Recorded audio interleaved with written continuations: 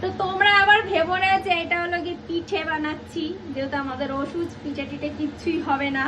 তো এটা হলো গিয়ে বানানো হয়েছে ওই কি বলে স্ন্যাক্স, আলুর পুর দিয়ে তারপর ওই ধনে পাতা এসব দিয়ে একটা খাবার বানানো হচ্ছে। এটা হলো গিয়ে তোমাদের দাদা ভাই, আমার দাদা, বুদ্ধ, ওরা সবাই মিলে বানাচ্ছে। আজকে আমি এদের রান্নাঘরের ভিতর নেই, আমি শুধু আইসি ভিডিও বানাইতে। আর দেখতে যে কে কতদূর কি করছে, বুঝতে পারছো ছেলে মানুষ রান্নাঘরে থাকলে কি নোংরা করে। কিন্তু আমি বারবার আসছি আর বলছি পরিষ্কার কর পরিষ্কার কর, তাই পরিষ্কার রেখেছে। আর এ তো এমনি পরে পরিষ্কার থাকে, আমার দাদাও পরিষ্কার।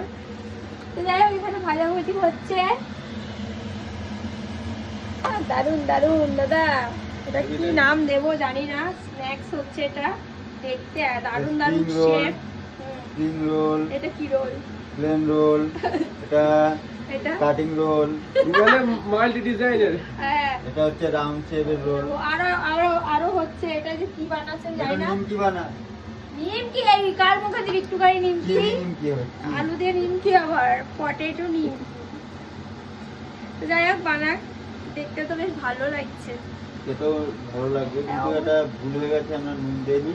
নুন দেয়নি আর দেয়নি নুন দিয়ে কাসুরি খাবো। মেথি, কাসুরি মেথিটা দিলেও কিন্তু টেস্ট হতো। আমার এমনি দাদা taste কি হবে। বলবো, জোয়ান দিয়েছে, জোয়ানের একটা ফ্লেভার আসবে।